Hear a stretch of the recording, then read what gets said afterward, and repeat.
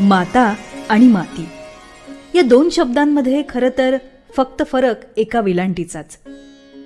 पण ह्या दोघीही बरोबरीनं आपल्या आयुष्याला आकार देणाऱ्या असतात. मातेच्या पोटातून आपण जन्म घेतो तर आयुष्याचा शेवट मातीच्या पोटात सामावून होतो. मातेशी शरीराची तर मातीशी मनाची नाळ जोडलेली असते आणि या दोघींसाठी आपली ओढही सारखीच.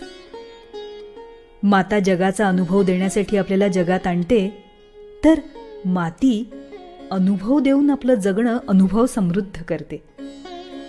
याच अनुभव समृद्धतेतून घडत जातं आपलं व्यक्तिमत्व. हे अनुभव, हे संस्कार व्यक्तिमत्वाचं लेणं होतात आणि हेच लेणं समृद्ध मातीचं देणं असतं. प्रसारित करत आहोत डॉक्टर यशवंत पाठक लिखित अनुभव समृद्ध मातीचं देणं या पुस्तकाचं अभिवाचन. अभिवाचक जयंत ठोंबरे आणि अनुराधा मटकरी.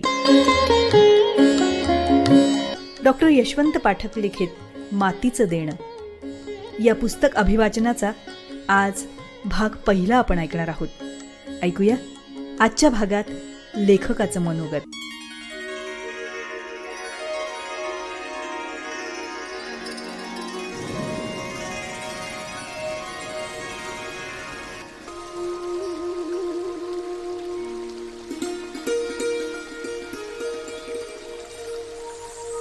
पानांच्या डोळ्यातून. इंद्रायणीच्या काठानं चालायला आवडे. ती सतत पुढे नेई. पण गेल्यावर वाटे काहीतरी राहून गेलंय. काय राहिलंय ते सांगता येईना. काय शोधायचंय तेही उमजेना. पण काहीतरी राहिलंय अशी मनाला चुटपुट लागायची. कुणी न गेलेल्या देवळात देव जसा एकटा समईच्या साक्षीनं उभा असतो ना, तसं व्हायचं. अद्यापही ते सापडलं नाही. शोधात आहे. मला हवाय तो ज्ञानोबारायांच्या समाधी सोहळ्याचा थेंब. काय अवघड आहे. कुणाला मूर्खपणाचंही वाटेल. तसं वाटावंही. आयुष्य वेचता वेचता आसपासच्या मिळणाऱ्या गोष्टींनी माणूस काही वेळ सुखावेल, काही दिवस मस्तीत जगेल. पण काळाच्या फांद्या खुणवायला लागल्या की त्याला अनुभव घ्यावासा वाटतो. बराच उशीर झालेला असतो. साराच मामला गोंधळाचा. एक ना धड भाराभार चिंध्या. त्यामुळे कुठेही बैठक जमतच नाही.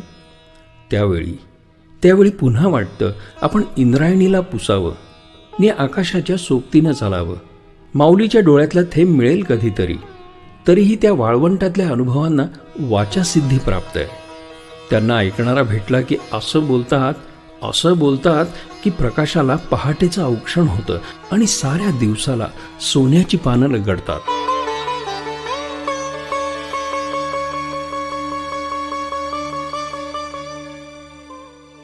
चंद्रभागेच्या काठी बसावंसं वाटतं. चंद्रभागा डोळ्यात मावत नाही. तिला साठवता साठवता बऱ्याच अनुभवांचा आठव येतो. राऊळातला पांडुरंग हा तर मातीतल्या अनुभवांचं संचित. तेच खरं मातीचं देणं.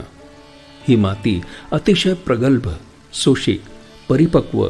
तिचं साक्षात्कारी रूप म्हणजे बुक्का. तो अनुभवाचा बिंदू. या बिंदूनं आभाळ पेललेलं आहे. तो विजेच्या क्षणासारखा येतो, जात नाही. कारण त्याला येणंच ठाऊक आहे. त्यांच्या येण्यातच अनुभवांची सायनाती ढवळतात. त्या वाळवंटाला मराठीपण आहे, मराठी तऱ्हा आहे. या वाळवंटानं मातीला जितकं समजून घेतलं तितकं कुणीच समजून घेतलं नाही हे संतांना कळलं. हे आत्मनिष्ठावंतांना समजलं. म्हणूनच त्यांनी चंद्रभागेचं वाळवंट अंगभूत मानलं. तो मुक्त अनुभवाचा छबिनाच म्हणाला. वाळवंटातली देणीघेणी आहेरांनी बंदिस्त नसतात. इथं जगणं हाच अनुभव असतो. वाळवंटात उतरलं की जगावंच लागतं, तरच तो वाचतो. पायही पक्का टाकावा लागतो. संत हे तर अनुभवाचे प्रकाशक.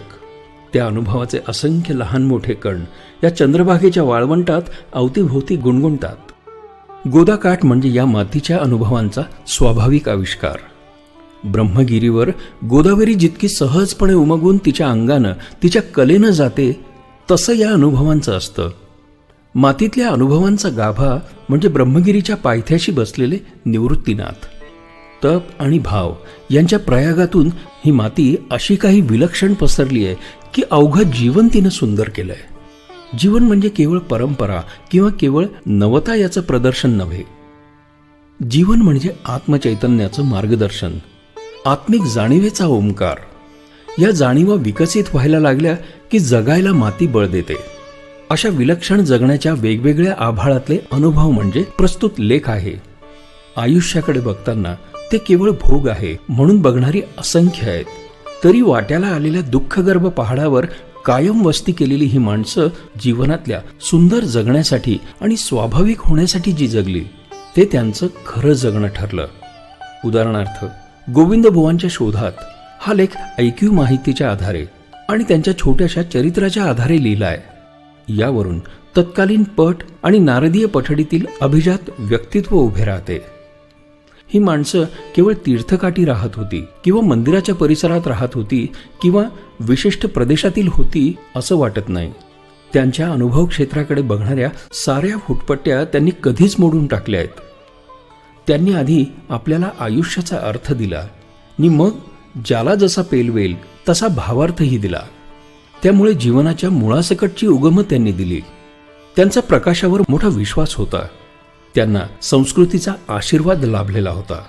त्यांच्या जगण्यातला अलौकिकपणा हा होता की त्यांनी विकारी माणसातलंही देवत्व बघितलं आणि देव माणसातलंही विकारी माणूस पण अनुभवलं. आणि हे सारं जगत असताना त्यांनी दारिद्र्याविषयी ब्र काढला नाही, सोशिकतेची आरती ओवाळली नाही की कौतुकाचा धूप लावला नाही. हे सारे आभाळ घरात आणि प्रकाशदारात खेळत खेळत गेले. आपल्या कोणत्याही गुणांचं कौतुक त्यांनी अपेक्षिलं नाही आणि आपल्यातल्या अवगुण त्यांनी कधीही झाकले नाहीत. यातून एक मात्र जाणवलं ते असं की ही माती एखाद्यालाच कैवल्याच्या गावाला धड पोहोचू देते, बाकीच्यांना ती आहे त्याच जागी मिटवून मोकळी होते. कुणाचे पाय मातीचे आणि कुणाचे ध्रुवाचे हे मातीला बरोबर समजतं. जगण्याचं मूळ स्वभावासकट मातीतच आहे आणि मातीतल्याच अनुभवांमध्ये रमण्यात धन्यता वाटते. तशी ही माती सारं काही एकदम देत नाही. तीही सत्वपरीक्षा घेते आणि मगच काही काही देते. हे देणं सर्वच्या सर्व थोडीच हाती येतं. यातलं यथाशक्य जेवढं हाती लागेल ते घेतो. तेही थोडंच हातात येतं.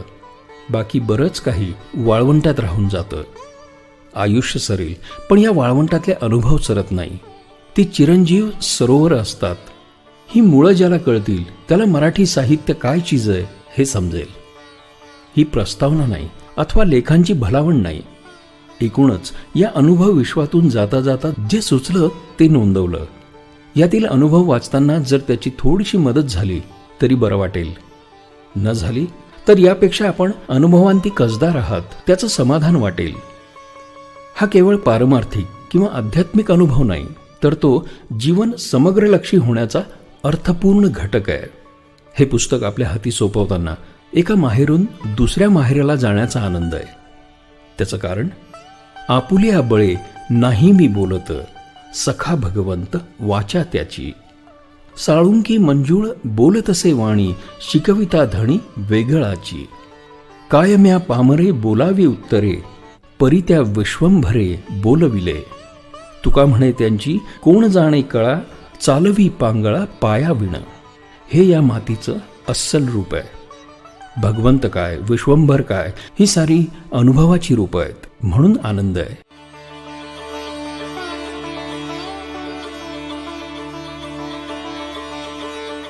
मॅजेस्टिक परिवारातला कधीचाच झालो आहे.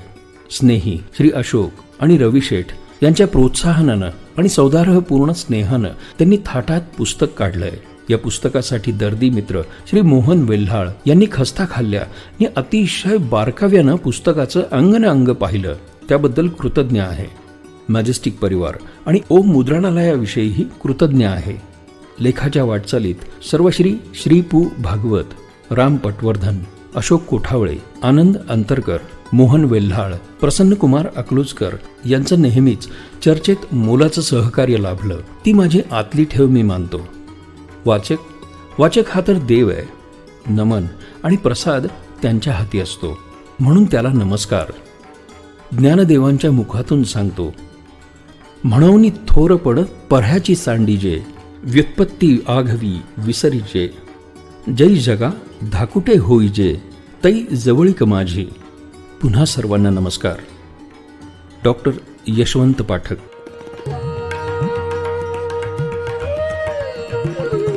श्रोतेहो, पुस्तक अभिवाचनाच्या कार्यक्रमात डॉक्टर यशवंत पाठक लिखित मातीचं देणं या पुस्तक अभिवाचनाचा भाग पहिला आज आपण ऐकलात.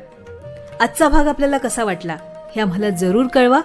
त्यासाठी तुमची कमेंट आमच्या कमेंट बॉक्समध्ये नक्की लिहा.